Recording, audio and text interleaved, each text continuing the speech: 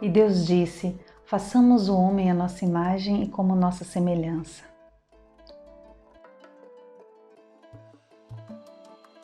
O que será que isso quer dizer? Esse é o tema da nossa aula de hoje. Vem comigo!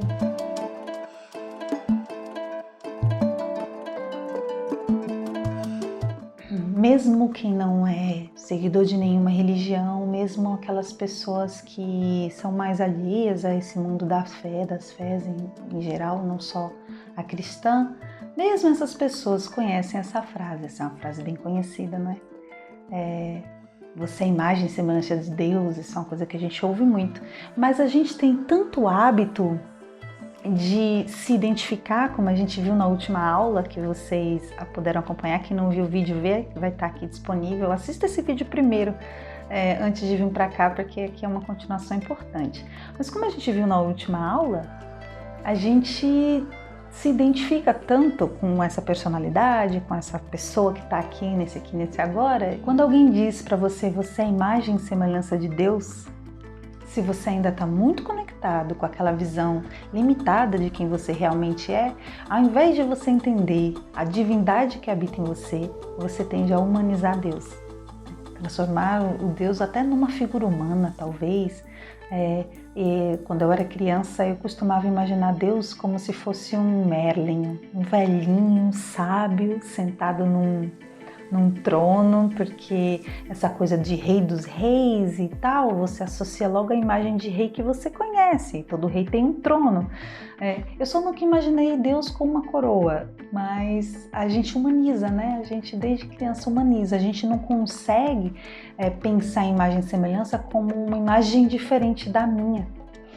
E essa frase faz a gente pensar muito sobre quem eu realmente sou e qual é a natureza de Deus. Existem, tanto na religião quanto na ciência, um contato muito profundo, que a gente agora aqui vai beber um pouco nessa fonte da ciência para perceber como esses dois temas se tocam e se conectam de forma profunda. Na ciência, Aristóteles dizia que o todo é maior que a soma de suas partes.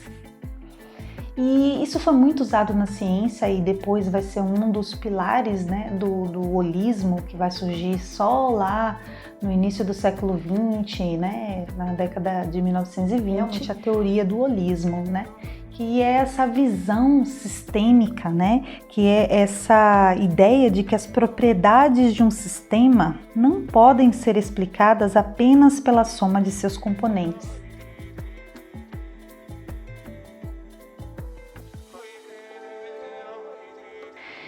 E isso foi uma coisa muito importante. O holismo só vai aprofundar, só vai criar essa corrente mais à frente, porque nós precisamos avançar muito como ciência para poder conseguir compreender isso. Então, o que é Deus? Como que ele é? Como que ele se apresenta? Eu não posso te dar essa resposta. Eu acho que ninguém pode.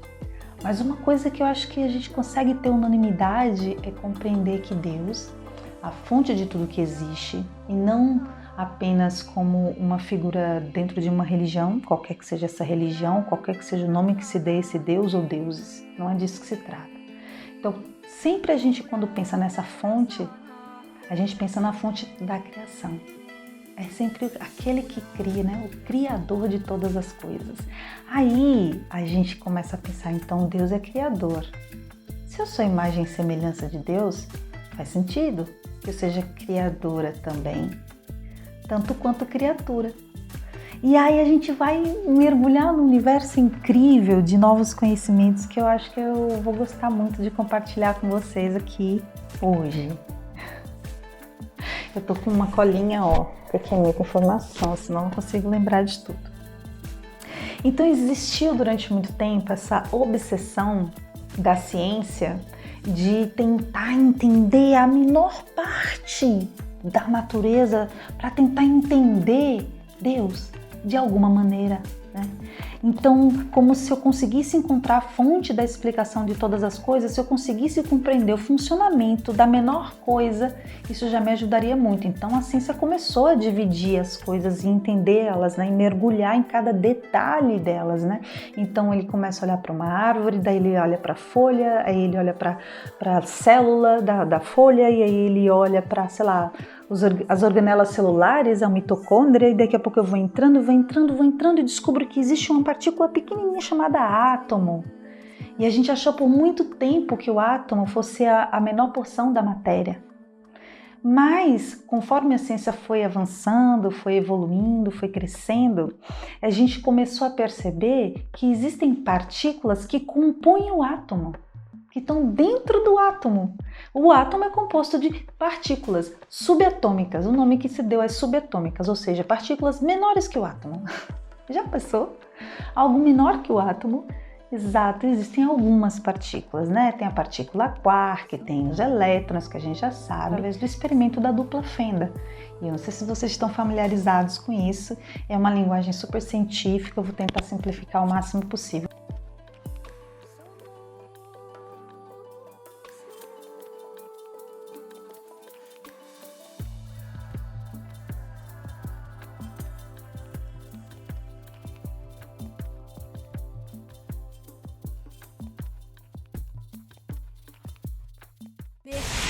E estamos aqui com o vovô de toda esquisitice quântica, o nada famoso experimento da fenda dupla. Para entender esse exemplo, nós precisamos ver como partículas ou bolinhas de matéria agem. Se por acaso lançarmos um pequeno objeto pela fenda que pode ser uma bolinha de gude, podemos ver um modelo na parede de trás, pois as bolinhas passaram pela fenda e bateram lá. Agora, se colocarmos uma segunda fenda, nós esperamos ver uma segunda tira duplicada à direita. Agora, vamos ver as ondas. As ondas batiam na fenda e irradiavam, batendo na parede de trás, com maior intensidade diretamente na linha da tira. A linha iluminada, na parede de trás, mostra essa intensidade. É parecida com a linha que as bolinhas de gude fizeram. Mas, quando adicionamos a segunda fenda, acontece uma coisa diferente. Se o topo de uma onda encontra a parte de baixo de outra onda, elas se anulam. Agora existe um modelo de interferência na parede de trás. Os lugares onde dois topos se encontram são os de mais intensidade, as linhas de luz, e onde elas se anulam, não tem nada. Então, quando jogamos coisas, quer dizer matéria, através de duas fendas, temos isso. Duas linhas. E com ondas, nós temos um modelo de interferência com muitas linhas. Por enquanto está bom. Agora, vamos ficar quânticos. Um elétron é um pedaço bem pequenininho de matéria, como uma bolinha de gude. Vamos jogar uma corrente por uma fenda. Se comporta igual a bolinha de gude, uma linha só. Então, se lançarmos essas coisas pequenininhas pelas duas fendas, devemos ter, como com as bolinhas, duas linhas. O quê? Um modelo de interferência. Nós lançamos elétrons, pedaços bem pequenininhos de matéria. Mas temos um modelo igual ao das ondas, não como o das bolinhas. Como? Como pedaços de matéria podem criar um modelo de interferência como o das ondas? Isso não faz sentido.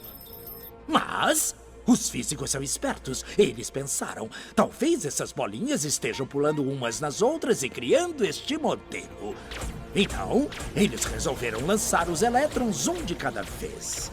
Assim, não teria jeito de interferirem um no outro. Mas depois de uma hora, o mesmo modelo de interferência estava aparecendo. Não existe outra explicação. O elétron sozinho sai como uma partícula, se torna uma onda de potenciais, passa pelas duas fendas e interfere consigo mesma para bater na parede como uma partícula. Mas, matematicamente, é mais estranho ainda. Passa pelas duas fendas e por nenhuma. E passa por uma só e passa só pela outra. Todas essas possibilidades estão em superposição uma com a outra. Mas os físicos ficaram incomodados com isso. Então, decidiram espiar e ver por qual fenda o elétron realmente passa. Eles colocaram um equipamento medidor em uma fenda para saber por qual delas o elétron passou e seguiu voando. Mas o mundo quântico é muito mais misterioso do que eles podiam imaginar. Quando eles observaram, o elétron voltou a se comportar como uma bolinha de gude. Ele produziu um modelo de 2 linhas, não um modelo de interferência com várias linhas. Só o ato de medir ou observar por qual fenda o elétron passaria fez com que ele passasse por uma fenda, não pelas 2. O elétron decidiu agir diferente, já que ele sabia que estava sendo observado. E foi assim que os físicos entraram nessa terra estranha e misteriosa dos eventos quânticos. O que é a matéria? Bolas de gude ou ondas? E ondas de quê? E o que o observador tem a ver com tudo isso? O observador acabou com a função de onda simplesmente por observar.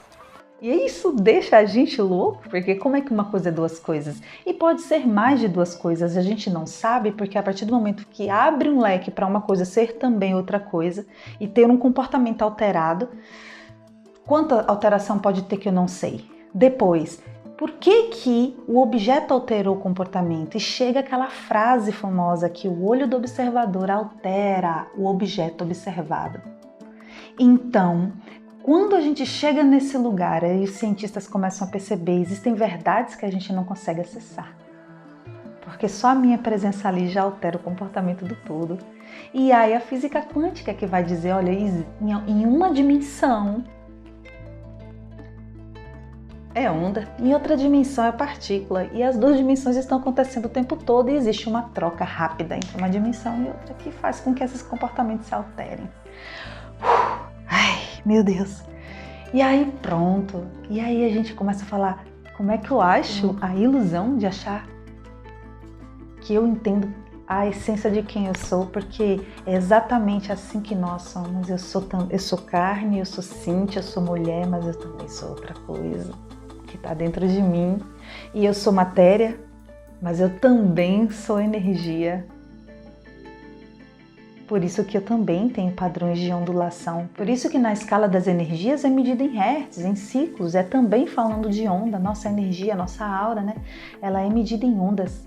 Então eu sou matéria, mas eu sou também energia. Embora a energia seja a parte que eu não veja, né? Seja a parte que eu não consigo perceber com os meus olhos. Então a gente já tem essa coisa. A ciência já diz que não existe uma resposta absoluta para nada. Que tudo pode ser algo, mas pode ser outra coisa também. A gente só não sabe em quantos níveis, em quantas escalas isso pode acontecer. A ciência chega nesse lugar de dizer que existe uma tendência à autossimilaridade entre o todo e as partes. O que quer dizer isso? Se o Aristóteles disse que o todo é maior do que a soma das partes, vem a ciência dizer assim, mais do que isso, o todo e as partes são a mesma coisa numa escala infinita, para baixo e para cima. Eles reproduzem os mesmos padrões, ainda que quanto mais eu mergulhe, mais eu chego no mesmo de onde eu parti. E essa imagem, vocês observam que começa com uma imagem e vai aprofundando, vai dando zoom, né? Que é a coisa da escala, vai dando zoom, zoom, zoom, zoom, zoom. Quando você observa, você está no mesmo lugar de onde você partiu. Então essa tendência à autossimilaridade é quase uma comprovação científica de que nós somos imagem e semelhança de Deus. Eu estou dizendo isso, ninguém disse. É uma constatação pessoal minha. Só que assim, por que nós então somos diferentes dos outros animais, a gente é diferente dos outros seres do nosso planeta?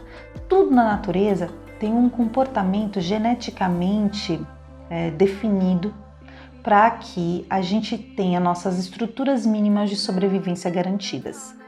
Seja a planta, seja o ser humano, seja o animal, seja o que for, a gente já nasce com algumas coisas que ninguém nos ensinou e que a gente já tem, que é uma tendência que a gente vai chamar de instinto. Todos os animais têm um repertório limitado de ações que ele pode agir.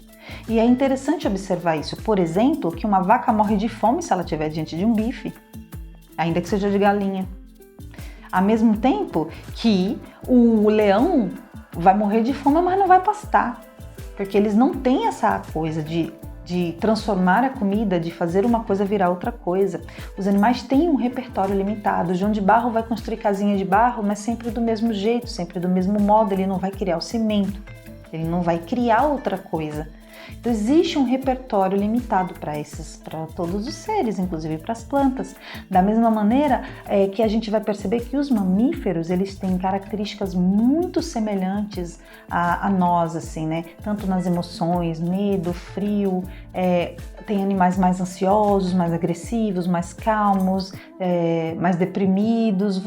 Os animais têm comportamentos muito semelhantes e sentimentos muito semelhantes aos sentimentos humanos, e é por isso que as correntes espiritualistas mais profundas sugerem que a gente não se alimente mesmo de carne, né, de seres, especialmente os mamíferos, porque a gente se alimenta de uma densidade energética que fica, né? Porque eles sentem mais ou menos como a gente sente. Mas eles não conseguem extrapolar. Eles são criaturas de Deus, da fonte, mas não são imagem e semelhança. E o que é que nós somos também criaturas? Nós fomos também criados, né? Nós somos essa centelha, mas ao mesmo tempo a gente tem algo diferente, porque a gente é criador também. Vem com a gente. Você vê uma criança brincando, você percebe que ninguém ensinou ela a ser criativa. Ninguém ensinou ela a brincar de faz de conta. A criança não precisa que ninguém ensine a brincar de faz de conta para ela brincar. Ela entra no mundo mágico da fantasia, de se entregar, e que infelizmente ao longo da vida alguém nos ensina que isso não funciona, que isso não existe, que a gente tem que ser adulto, que a gente tem que entender, não dá para ficar fantasiando, e ficam o tempo inteiro nessa lavagem cerebral com a gente, e a gente de uma hora para outra muitas vezes perde essa fantasia, perde essa capacidade de exercitar a criatividade. Mas a gente usa a criatividade todo o tempo.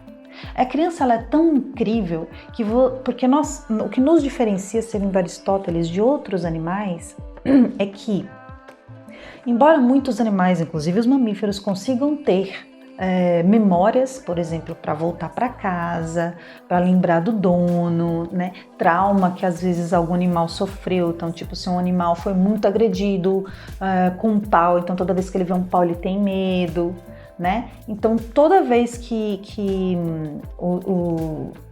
as estruturas cerebrais funcionam nos animais como na gente, na parte que toca o automático, aquilo que já vem no nosso código genético, é que todo neurônio que sofre algum tipo de trauma, ele não morre mais. Os outros podem morrer ao longo da vida, nascerem outros, até que a gente para de produzir novos neurônios. Mas os neurônios que sofrem trauma não morrem para nos ensinar.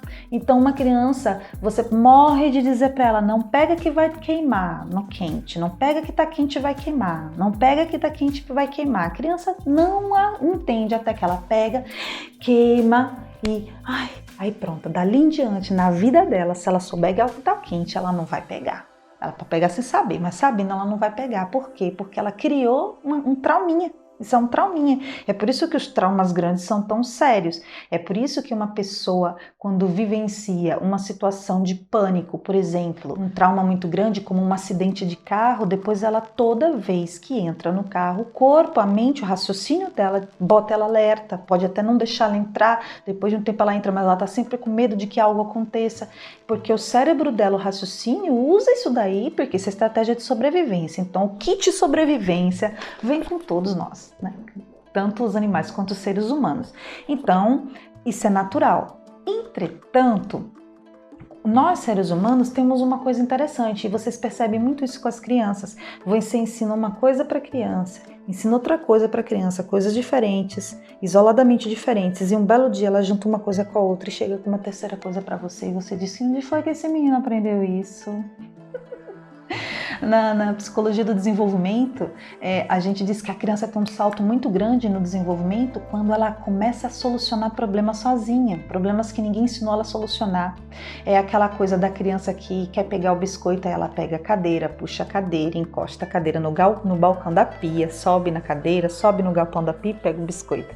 Ninguém ensinou ela a fazer isso, mas ela juntou um mais um, ela entendeu. E isso que é uma coisa interessante, a gente ao longo da vida faz isso o tempo todo, então nós conseguimos usar todas as informações da nossa memória, não apenas a memória traumática, não apenas aquelas que servem para a nossa sobrevivência e que às vezes, justamente por serem tão fortemente marcadas em nós, dessa parte da sobrevivência até nos interfere e precisamos de tratamento, de terapia para ajudar a dissolver os traumas, mas ao mesmo tempo a gente consegue, não só para isso, a gente consegue reter as informações aprendidas e usar isso e juntar uma coisa com a outra como um quebra-cabeça e criar algo novo, e inventar e manifestar um mundo tão diferente como esse mundo que a gente vive hoje. Tão diferente de 30 anos atrás, gente. 30 anos atrás, eu tenho 36 anos. 30 anos atrás o mundo não tinha internet. 30 anos atrás o mundo praticamente não tinha telefone, só tinha telefone quem tinha dinheiro. 30 anos atrás, quanta coisa nós criamos.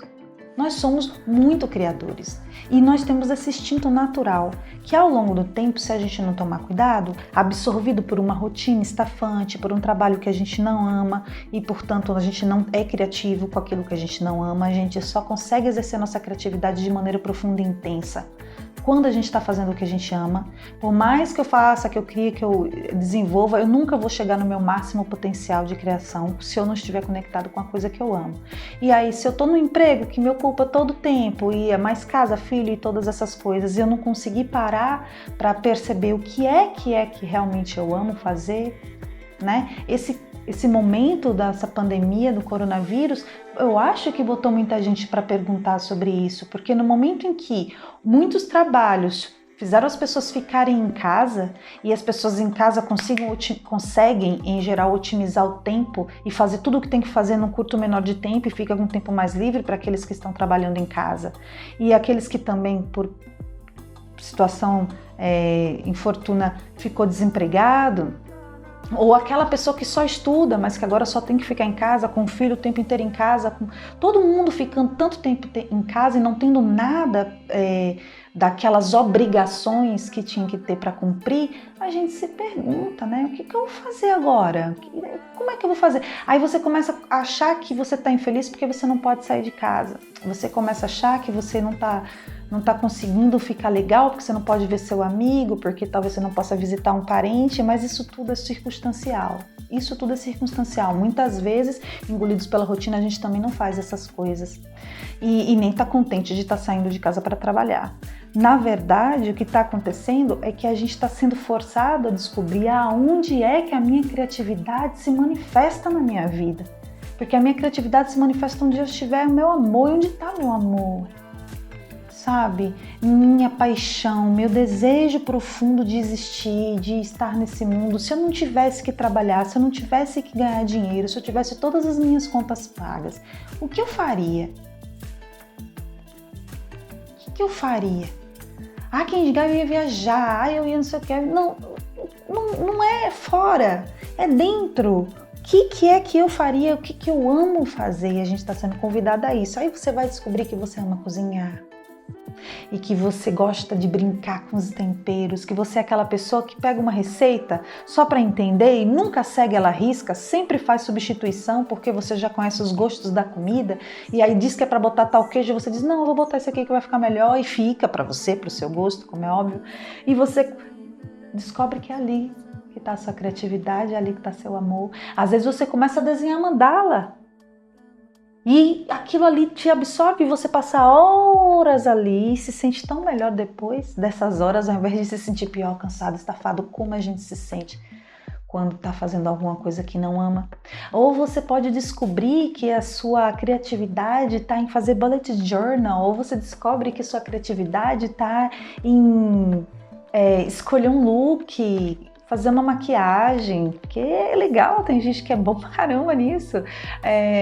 Maquiagens artísticas, de repente você começa a ver na internet muito mais gente fazendo essas coisas. Tem gente que faz há muito tempo, mas a pessoa tá em casa, não tá fazendo nada, pega um kit e, sei lá, faz um Homem-Aranha e fica incrível. Tem gente que descobre que a criatividade tá em dançar, fazer yoga. Tudo que dá pra fazer pela internet, a gente tá descobrindo coisa. Todo mundo, de alguma maneira, está descobrindo alguma coisa, ou você descobre que você gosta de mexer com ferramentas, e aí você começa a querer fazer um armário para sua casa, e aí você compra madeira, não sei o que, começa a cortar e fazer aquela confusão em casa, a mulher fica doida. Uma amiga minha aproveitou esse tempo do coronavírus, o marido construiu um ateliê para ela no sítio. Passou todo o tempo cortando madeira, botando parede, arrumando tudo. Mas que legal, né? Você ter também esse tempo para si. Então é um momento importante para a gente refletir. Aonde está a minha imagem e semelhança com Deus, gente? Se a gente for pensar em imagem e semelhança no sentido literal, como muita gente até automaticamente pensa, porque não consegue pensar fora do ponto de vista humano, a gente pode falar então que nós somos macacos, porque nós somos entre 95% e 99% semelhantes em termos de DNA a um chimpanzé orangotango. Mas olha quanta diferença existe entre nós. Porque eles, embora um chimpanzé consiga manifestar até o desenvolvimento de uma criança de 7 anos, não passa disso. Treinando, ele chega num ponto que ele não avança mais, a gente avança. Um ser humano consegue além do limite.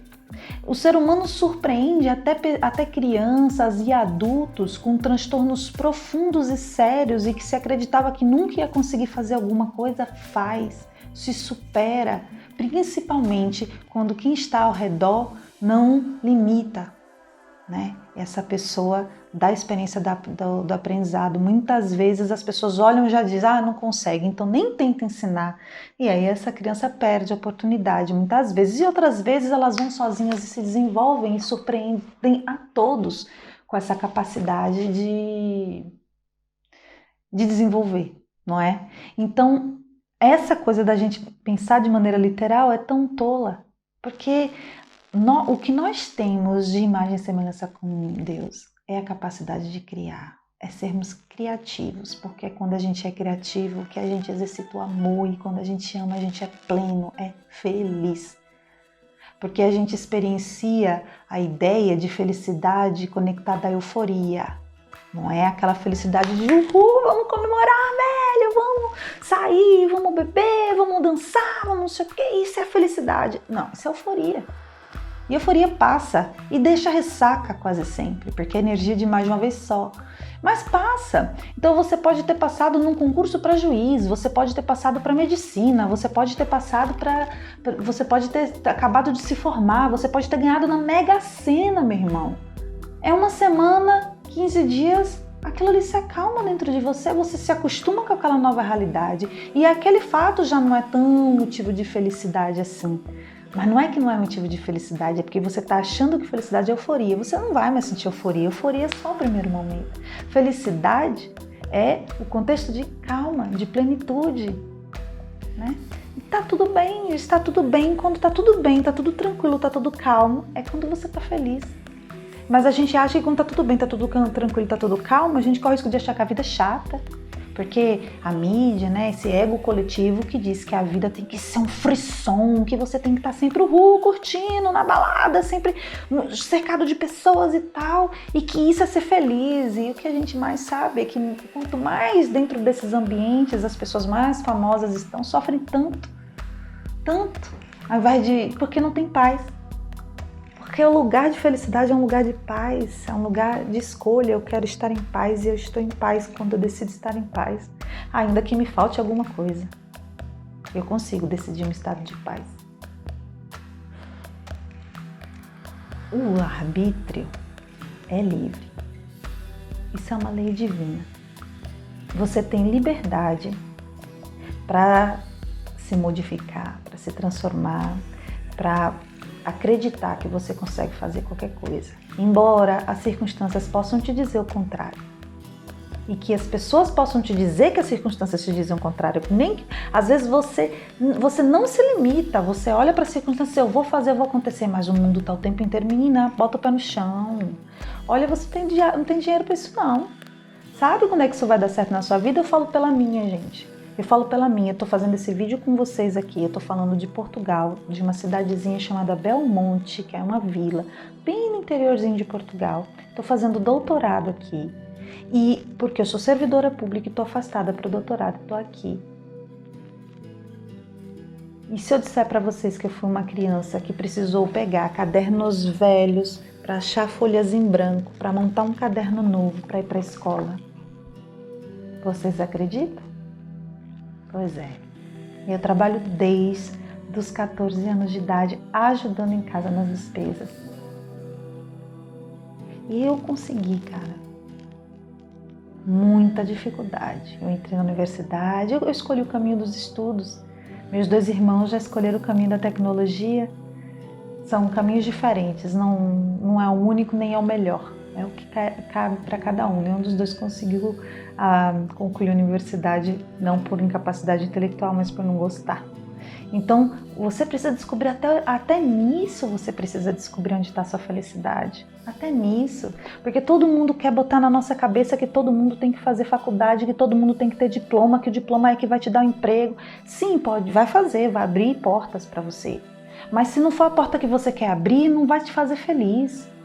Então, se você for pegar um diploma numa área que você odeia, para fazer um trabalho que você detesta, não é por aí. Eu não estou dizendo que você não deva usar isso como escada para atingir outras coisas. Eu estou dizendo para você não perder de vista seu sonho nunca. Toda oportunidade que se apresentar para você, que você usar essa oportunidade como escada para atingir a sua felicidade, que é o seu estado de paz por estar fazendo o que você exerce a sua criatividade e, portanto, é feliz, é válido. O que você não pode é entrar na zona de conforto, que é onde a maioria das pessoas está e que é de onde o Covid quer tirar. A despeito de todas as coisas negativas que estão acontecendo nesse momento no mundo, essa é uma coisa que eu não tenho a menor dúvida. Então a gente tem essa coisa de que se o arbítrio é livre, eu posso sim co-criar a minha realidade a partir do momento em que eu olho reto, firme e decido, é para aí que eu vou. É isso que eu vou fazer. E isso vai dar certo, eu não sei como, mas eu vou.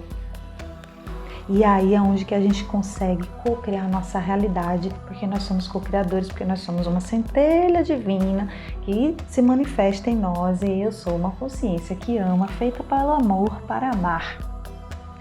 Amar o que eu faço, amar o que eu como, amar onde eu vivo, amar as pessoas ao meu redor, com suas diferenças, com suas discrepâncias, com tudo que vem junto. Todo o resto é criação da nossa cabeça, do ego individual e coletivo, que é o que a gente vai trabalhar na próxima aula. Queria dizer uma coisa para você, que é muito importante. Se o arbítrio é livre, você não pode ser dominado, você não pode ser possuído, você não pode ser afetado, não pode ser atrasado. Você sempre tem escolha. Sempre. E as possibilidades são, como a gente volta para o começo da aula, quânticas. Depende de você. Mas não se trata de você dizer, verbalizar ou pensar eu quero. A capacidade de cocriação não está no pensamento, que as pessoas acham que o pensamento positivo é que atrai. Não, isso pode ser que atrai mesmo. O pensamento atrai, mas não cocria. O que cocria é o sentimento. É aqui, ó. É o coração, o chácara do coração, é o que nos conecta com a fonte se comunica conosco por aqui. É por isso que quando a gente percebe uma energia negativa de algo com alguém, a gente sente uma angústia. Quando a gente pressente alguma coisa, vem aqui. Quando a gente está muito feliz, vem aqui, é aqui. É nesse lugar, no peito, no lugar mais lindo, porque é onde está o centro do nosso campo eletromagnético, que é o que pulsa, que faz a gente ter esse campo eletromagnético. Ele se comunica com a gente. E se eu tô triste, se eu tô deprimida, se eu tô chateada, se eu tô com raiva, é aqui que dói, que bloqueia, que fecha. E quando fecha, que bloqueia, eu não consigo cocriar aquilo que eu desejo. Eu cocrio aquilo que eu sinto. Eu não cocrio o que eu desejo, o que eu penso.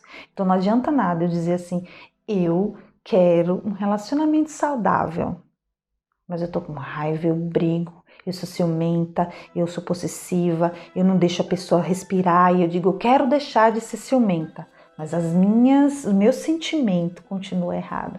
É aqui. E por quê? Porque é aqui que você expande o seu campo eletromagnético e é por aqui que você vai definir qual é a sua faixa vibratória, aonde que você está vibrando.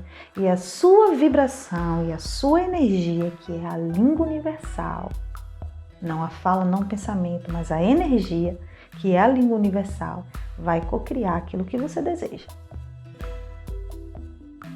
Às vezes a gente nem precisa saber o que é que a gente deseja, sabe? Porque às vezes a gente não sabe, a gente acha que o que a gente quer é uma coisa e é outra, e descobre no processo. Então às vezes a gente só tem que abrir, deixar, expandir. Aonde está meu impulso criador? Aonde está minha criatividade? E se eu estou não fazendo uso dela? No final das contas, é aí que está. Imagem e semelhança. Eu acho que deu para entender, não é? Na próxima aula a gente vai falar rapidamente sobre essa questão do ego. Do ego individual, do ego coletivo e do ego escravizador e escravizado que eu falei na última aula com um pouquinho mais de aprofundamento. Para já, eu quero que você reflita. Quais são as coisas que você faz e mesmo que você passe algumas horas fazendo, ao final você se sente feliz. Não serve entretenimento. Não serve algo que ocupe sua cabeça, mas que quando você para, você fala, putz, o dia que passou, não fiz nada. Se esse sentimento, tá errado. É por isso que é justamente esse sentimento, pô, o tempo passou, não fiz nada. É exatamente a ausência da criatividade, não fiz nada. Quando eu sou criativa, eu sempre faço alguma coisa, eu sempre invento alguma coisa, né? Eu invento o tempo inteiro, dentro de casa, eu mudo uma cadeira de lugar, eu mudo uma mesa de lugar, eu resolvo fazer uma mudança nos móveis, eu resolvo pintar, eu resolvo colorir, eu resolvo separar roupa. Menino, a gente tá sempre criando história. Então, quando você termina o dia com essa sensação, poxa, não fiz nada hoje, tem algo errado aí. E quando você diz, poxa, eu fiz tanta coisa, tô exausto, não quero fazer nada, não quero ver ninguém, não quero olhar para nada. Pior ainda, quer dizer que você está criando coisa que você não quer criar. Então você não está exercitando sua criatividade, você está forçando, né? Você está sugando toda a sua energia criativa para algo que você não gosta, que você não quer, que você não deseja. E é por isso que ao longo dos anos a depressão tende a chegar, você exaure. Isso aqui é uma fonte de energia, tem que ter entrada e saída de energia. Se só sai, uma hora esgota, não é? E às vezes acontece também quando a gente não canaliza nossa energia. A ansiedade é algo muito comum, porque a gente está sempre esperando algo, né? Então essa é a mensagem de hoje, reflita. Para aí, reflita aonde está a sua criatividade. Eu tenho certeza que se você puder, eu gostaria muito de saber onde está a sua criatividade aqui nos comentários, porque eu tenho certeza que isso vai ser surpreendente para todos, porque tem criatividade navegando em todos os lugares, gente, em todos. Minha criatividade saúda a sua, deseja que ela cresça e até o próximo vídeo. Até logo!